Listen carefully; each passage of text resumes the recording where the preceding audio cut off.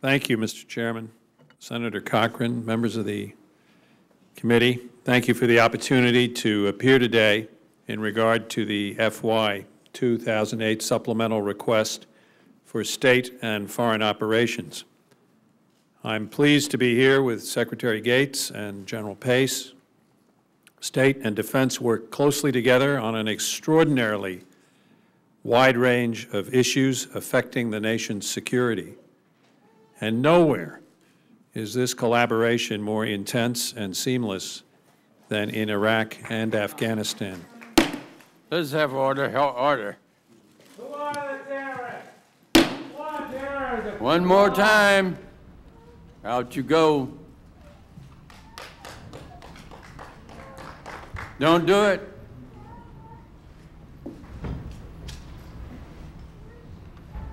Proceed, Mr. Secretary. Thank you. We therefore are pleased to support the Defense Department's supplemental request, and we are grateful for Secretary Gates' support of ours. I would also like to thank the committee for passing our regular appropriations bill. As you know, in February, the President sent up a supplemental request of $3.3 billion for Iraq and Afghanistan, formulated in the December-January time period. Things can and do change in 10 months, and we plan to offer both refinements and additions to our original request. Regarding Iraq, our aim is to solidify the gains realized from the surge and other improvements in the security situation. On the foreign assistance side, we seek additional funding to provide small grants to programs to stabilize areas from which insurgents have been driven. Second, we seek funds for Iraqi infrastructure to consolidate gains in the delivery of basic services and to improve budget execution by the government of Iraq. We have had successes in training the finance ministry, as evidenced by the Iraqi government's improved performance in getting money out into the localities where it is sorely needed. We need to continue ministerial capacity building and training Iraqis to take over the management and operation of their own infrastructure. We also seek to continue much-needed programs in the area of the rule of law. Mr. Chairman, an enduring solution in Iraq and elsewhere around the world requires strong diplomacy. To deliver that, we urgently require increased state operations funding to support the ongoing activities of our mission in Iraq. This includes all personnel, infrastructure, and security programs for U.S. Embassy personnel.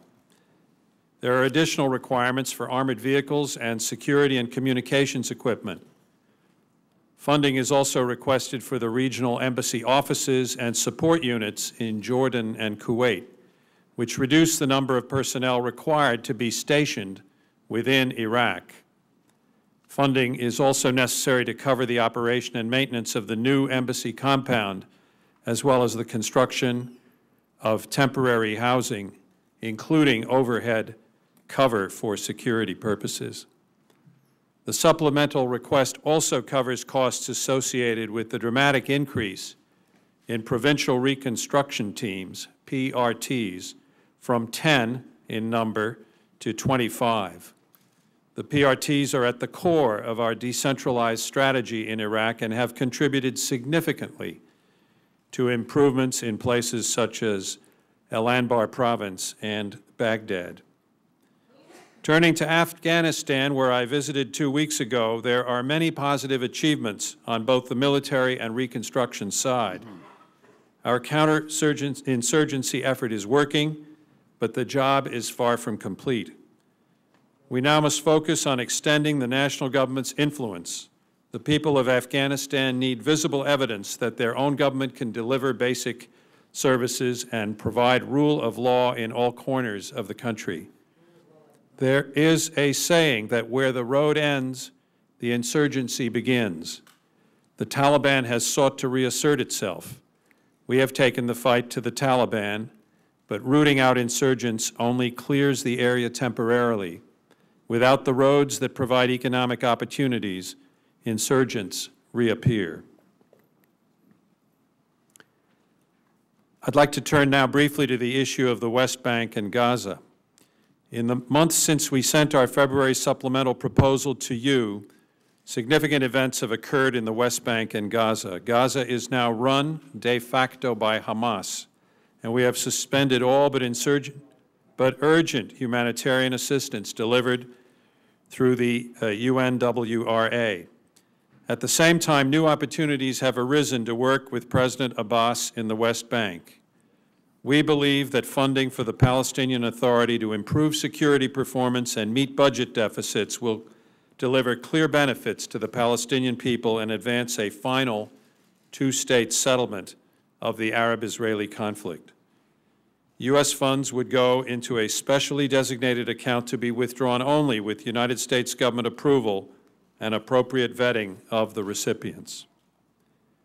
There are several other issues, Mr. Chairman, on which I am not prepared to speak today, but which are still under discussion within the administration before submitting our final numbers. In conclusion, Mr. Chairman, our supplemental request and any amendments that we might put forth represent a serious response to the war on terror and to emergencies and opportunities which have arisen. We have consistently found that the political, economic, and diplomatic tools which these programs support are indispensable to the satisfactory long-term resolution of conflicts which threaten the security of the United States. We are fully aware that you will require more discussion and justification regarding our additional FY 2008 funding needs. We are committed to briefing you and your staff in detail on these programs as soon as possible. Thank you very much, Mr. Chairman.